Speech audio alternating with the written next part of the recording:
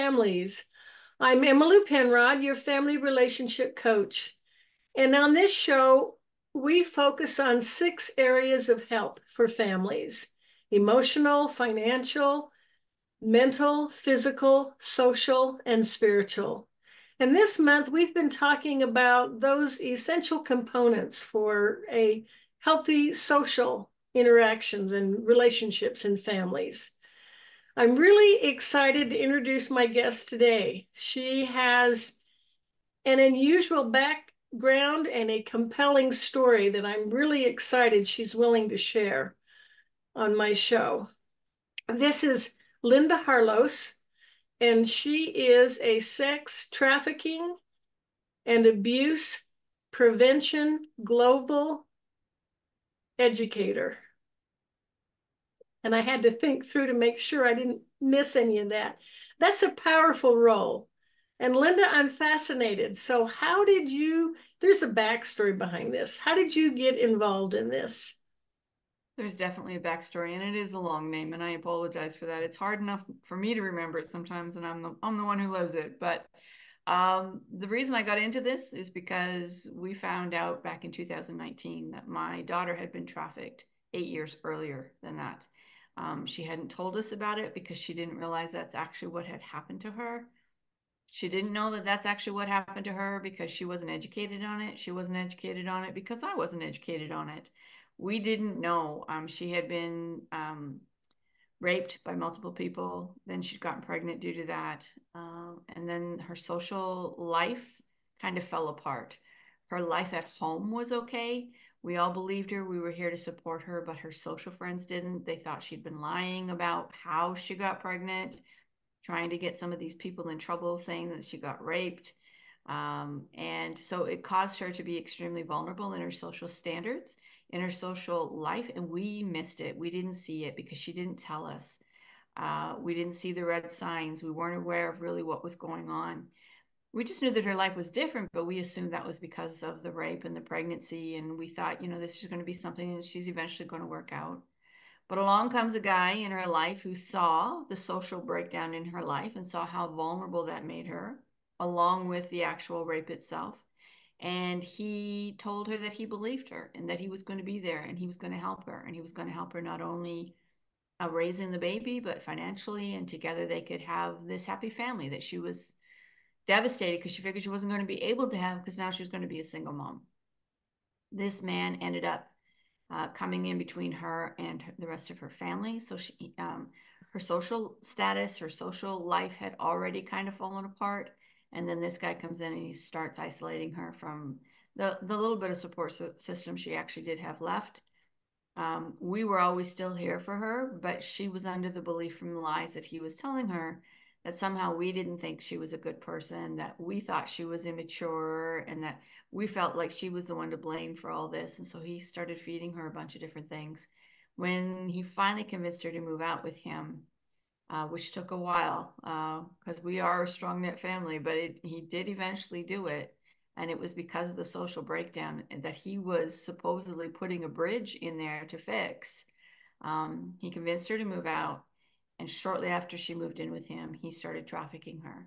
Now, I teach on exactly all the the luring, the grooming, the gaming, everything that an abuser or a trafficker does.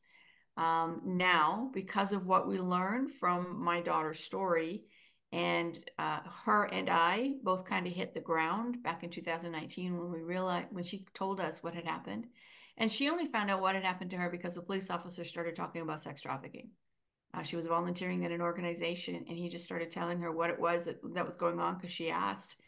And she just sat there over coffee with this police officer and just could not believe that he was describing exactly what had happened to her.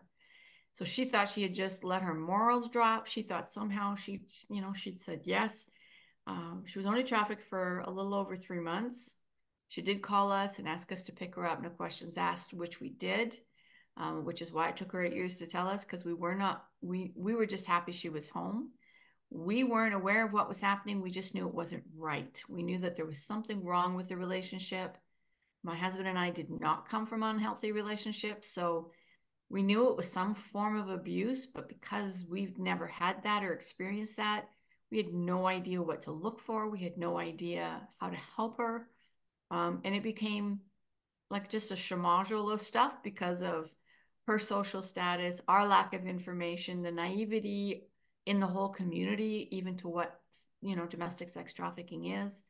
And so I decided to step in the role of actually educating people. So, due to our story and due to the fact that the only reason I believe my daughter got trafficked was from my naivety, I literally wake up every morning with the goal being to educate even just one more person today so they don't ever have to put their head on the pillow at night with naivety being the reason someone they know or loved got abused or trafficked. I totally agree with you frankly, until I talk to you, somehow we think of, if we say someone has been involved in sex trafficking, you're imagining people being chained to a wall or some extreme.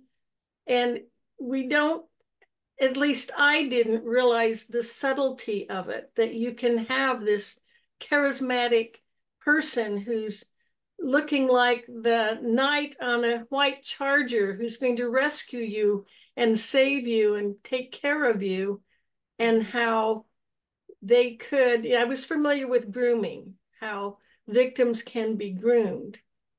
But there's a whole, and I agree with you, as parents, people who love, let's be aware of what's going on. So I love the fact that you're educating people on this.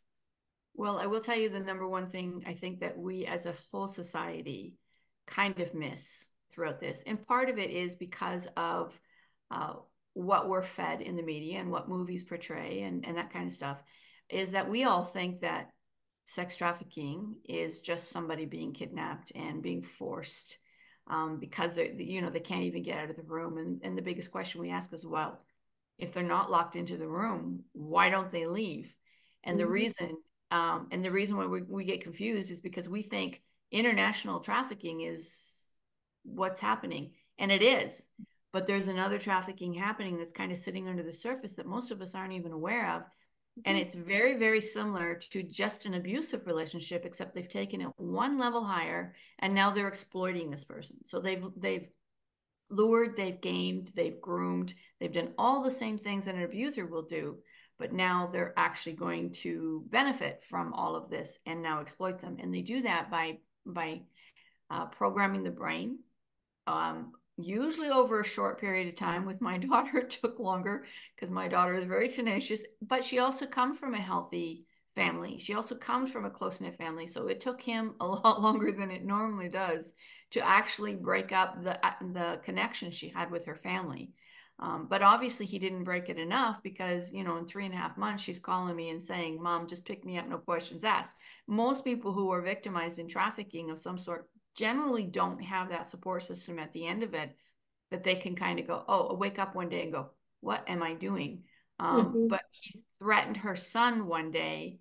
That was what he used originally to get her involved in this. But then at the end, it's also what kind of got her out of it. He threatened her son again, and she just looked at him and went, why am I doing that? I don't know what snapped, what went off in her brain to make her realize I I don't need to be here. My parents will come and pick me up. Uh, Mm-hmm.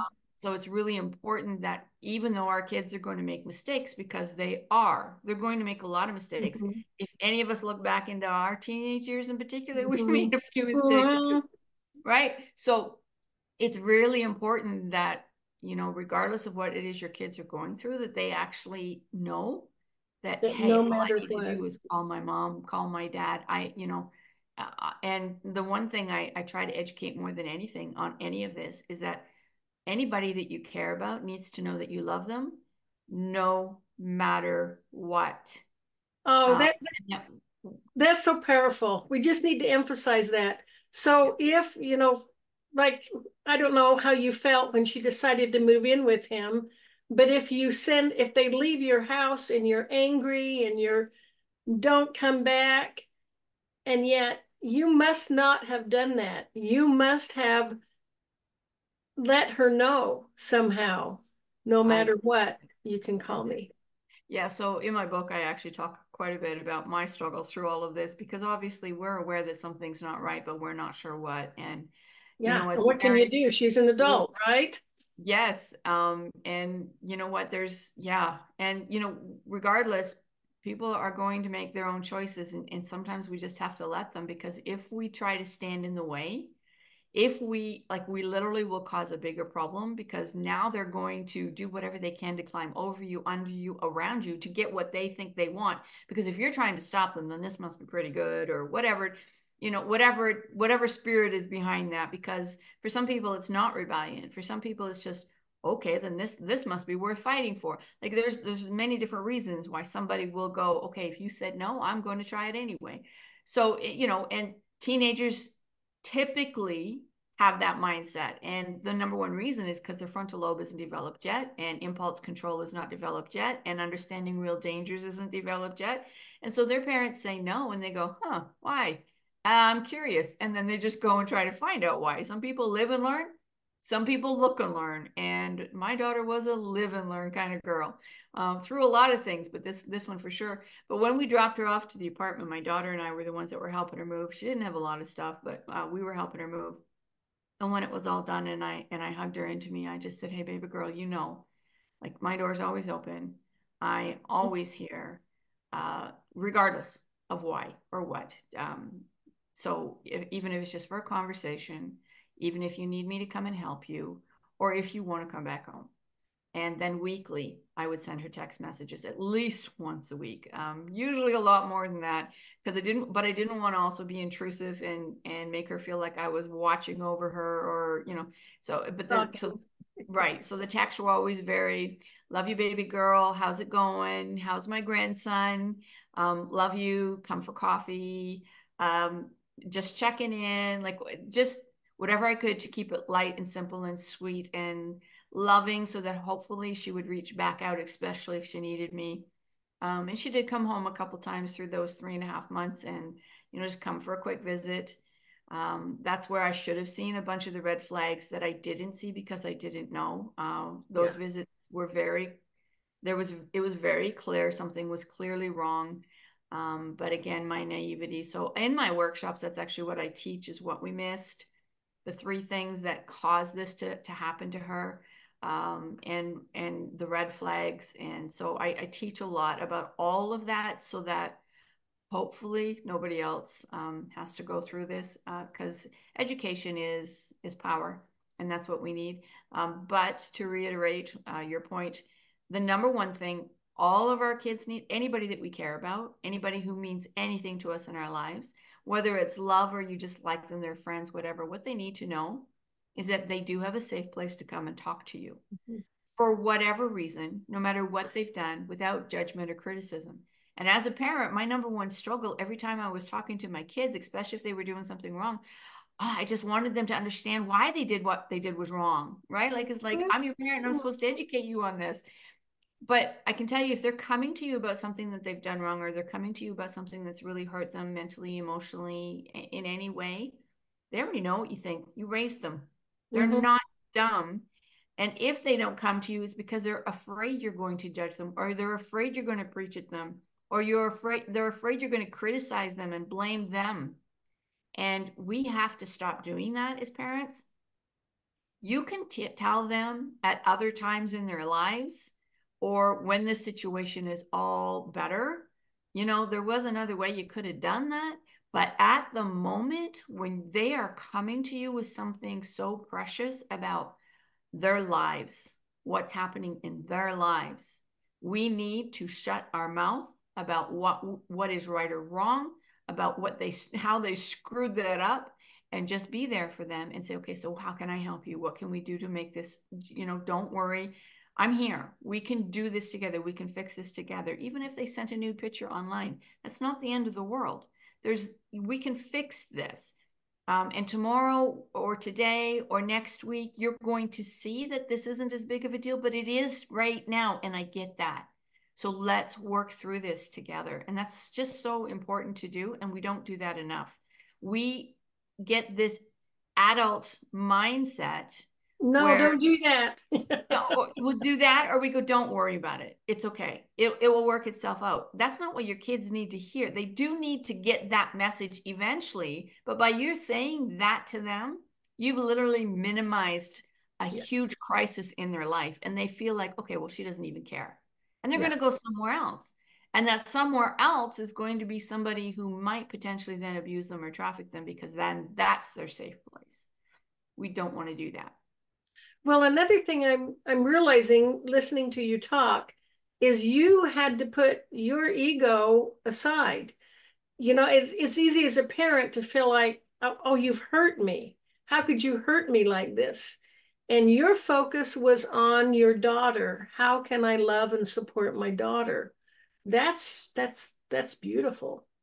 And even at the end, when she come and told me, I can tell you my first gut reaction is, oh my God, what did I do wrong? Oh Uh, yeah. Oh yeah. right. And as a parent, it's like, we're supposed to be there to protect our Mhm. kids. And so when anything like that happens to your kid, anything, like anything, even the rape itself, that was the first thing that I went, okay, whoa, okay, you snuck off to a party, and I guess I kind of know that's your fault. I mean, you shouldn't have snuck off to the party, but how did I not know you snuck off to a party? Like, Mhm. we do, right? We take that on Oh yeah. ourselves and we wear it as a backpack. And it becomes this thing that now we feel like we need to defend ourselves to some degree, which then negates the real problem, the real issue. And again, it makes the child feel like, well, so they're not focusing on my problem, they're focusing on their Yeah. problem. Yeah. They're And just worried about what the neighbors think. yeah, I can tell you, my neighbors don't think I'm a very great parent.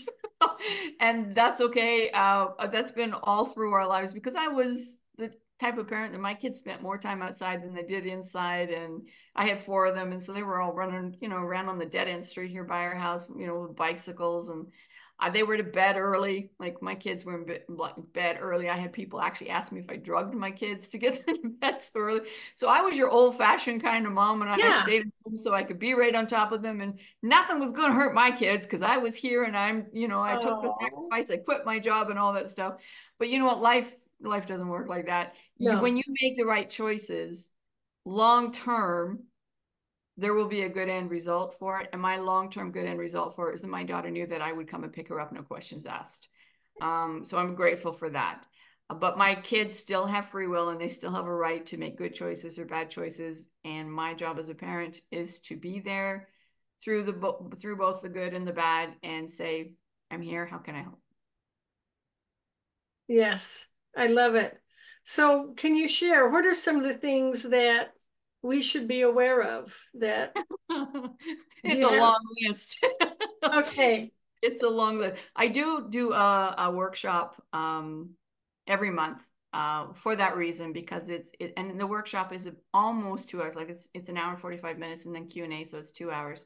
And the reason I do all of the workshop all at once is because then people can come in and take chunks of time, sit with it, absorb it, and then come back next month and maybe take the next chunk of time or whatever, because there's a lot to this.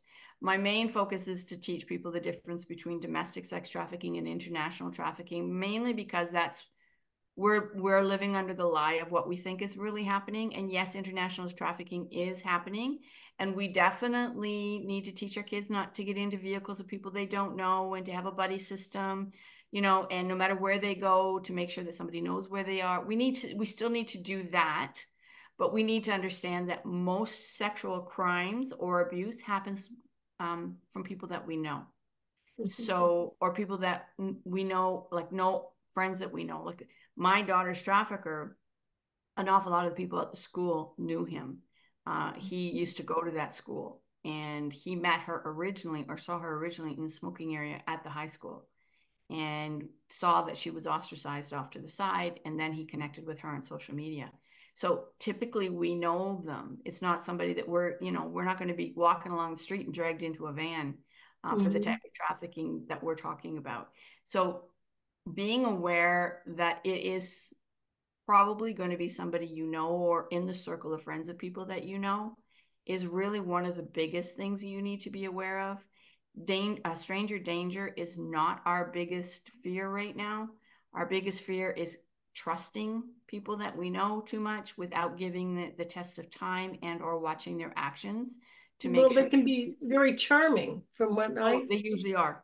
Oh, they usually are. And they start off a relationship and it's very normal. And as a matter of fact, this person becomes your hero because they find out what it is you're missing in your life, whether Mm, that be material goods or affection or telling you that you're pretty. In my daughter's case, she just wanted to be able to start a family with somebody. She didn't want to be a single mom. They'll find out what you need and they'll become that for you, whatever that is, a mentor, a friend, a partner, a parent. There's lots of people out there who feel they don't have a parent role. And so the traffickers will become a parent role. mm-hmm, So it doesn't matter what it is you need in life, whether it's material or mental or emotional, they're going to step in and they're going to fill that gap. And you are going to think you hit the jackpot.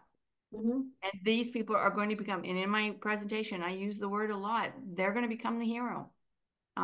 They're going to take over and help with exactly what that person needs. And that's why it's so dangerous, because without the test of time, like taking your time, and traffickers and abusers don't take their time. They want relationships to move along fast.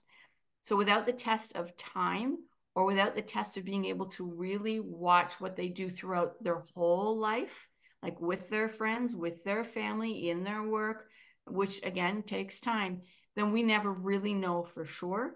And unfortunately, we're in a society right now where we want it now. And so even in relationships, mm-hmm. we want it now.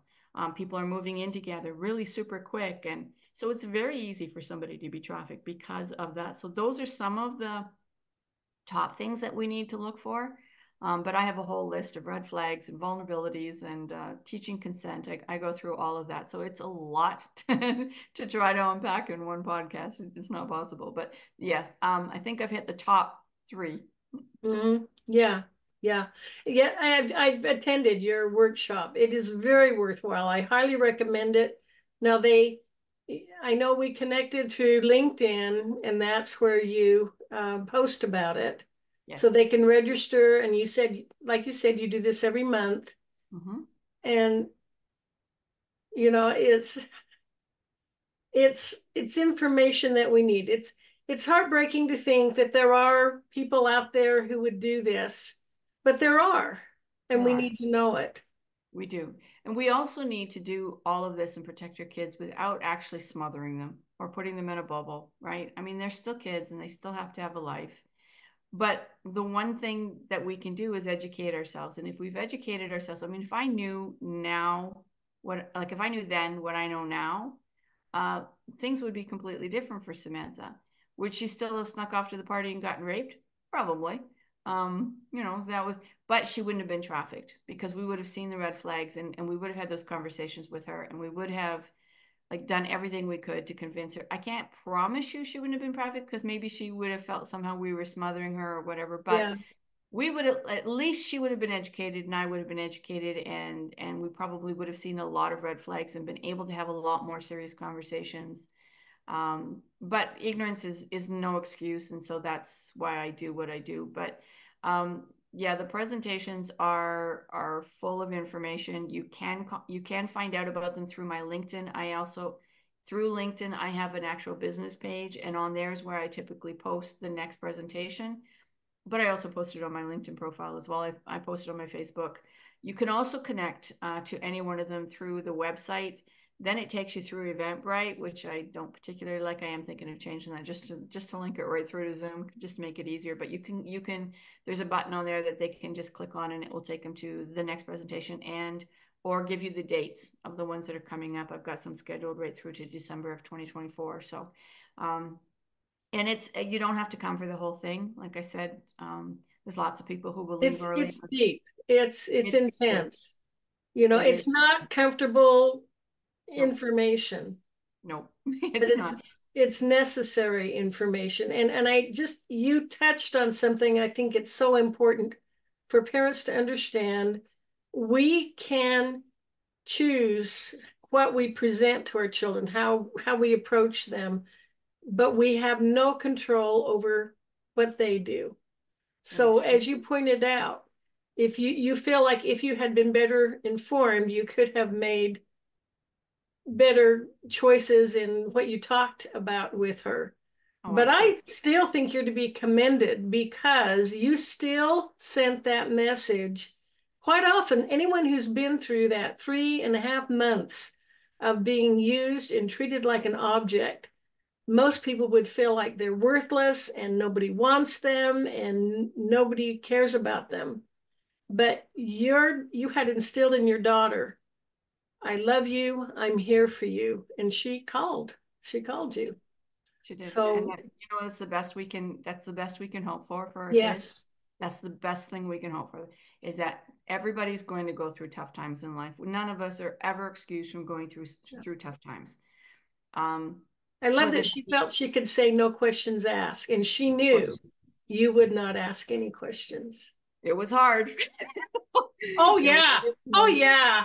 yeah. But and she did, tell us little bits and snippets of it here and there throughout those 8 years. But Not enough. Not it took enough. her that long to process through it.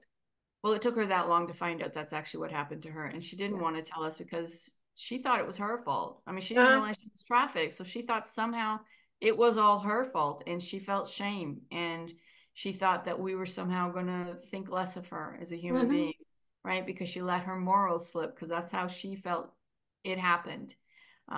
Unaware of the brainwashing and the manipulation mhm, that was going on, right? But she knows better now. I mean, she taught in schools for a year and a half after she figured out what was going on. And I know she touched a lot of young people's lives just by sharing her story with them. I'm so proud of her for doing that. And when she quit, I looked at her and said, so do you want me to quit too? Because I mean, I was doing this from the other end, teaching parents. And she said, no, Mama Bear, no, no, no. You get out there and you roar and you let people know. So she gives me permission to tell her story. But she had to give it up. It was a lot yeah. to tell the story two or three She times a needs day. to move on with her life. Absolutely, And, she does. Absolutely, and she has. That's the thing I like to always end something with is to let people know that she's doing okay. My grandson is now 15 years old, and he's doing good. He knows quite a bit about what went on. I mean, she didn't go into details, but just to let him know, mhm, because I am so public about it, it's better to hear from her. But she is married, and the man she's married to is a gentle soul. no, So it's, life is never 100% perfect, no. but she has come, her In a life is, much better place. she's in a much better place. And I can tell you, that girl is constantly teaching me things. Like we're getting together minimum once every 2 weeks, minimum. Like sometimes Um, every week, we're doing breakfast and coffee and hot tubbing together and just spending some quality time together. And then we do big family get-togethers at least once a month. So the family has not been affected by this. We don't talk about this when we're together in family settings. she's accepted and loved. She's We're not yeah, damaged goods. she is definitely not damaged goods. As a matter of fact, in the background, every one of my kids are so proud of her for being so strong and being such a tenacious woman at the end of this and being a fighter. So I love that. I love that example of how family can support. And that love is, it sounds like you have just a precious relationship with your daughter. I have a precious relationship with all my kids, and Yes. with four of them, yeah, I had one that was, a drug addict, and his sexuality was different than what we grew up with, so that was a bit of a struggle for us to work around and learn about and figure out about. And then, of course, my daughter being a little bit, rebellious as a teenager, not rebellious, she was just a very independent spirit. Yeah. But that's when she was younger. My terminology that I had been raised with was rebellion. It's not rebellion. Rebellion has a whole different Yeah. feel to it. She wasn't rebellious, but I didn't know any better. And then I had one that, man, he knew everything, and he is a smart cookie. Holy crap. That kid doesn't forget anything he reads, hears, or sees. So he is smart, but he also lords that over people, and he tended to do that with me as his parent and be a little bit bullyish. But then suddenly he went through this whole journey himself, and now he's one of the sweetest, kindest human beings on the planet. And he's always sticking up for me, and so complete turnaround for him. And then my youngest is a juvenile diabetic, so we've gone through our stuff. We have a lot of stuff that we've been through, but everybody's going to go through stuff. We're not any different than anybody else. The end of the day, what matters is that we're there for each other when we need each other, and we're literally a text or a phone call away to help any one of us. So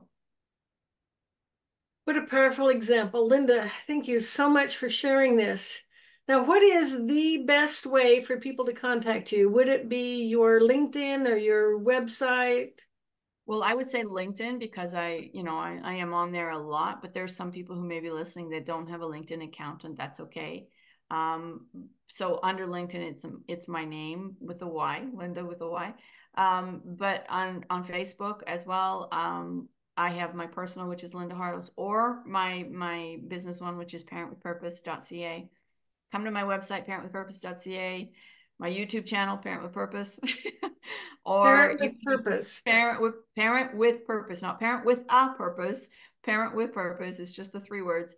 Or you can email me at parentwithpurpose.ca@gmail.com. So I've tried to keep it as simple as possible. If you think of Parent with Purpose, you're going to find me somewhere So they on just the. need to remember Lynda Harlos and Parent with Purpose Yep. and the .ca because you're in Canada. Yes.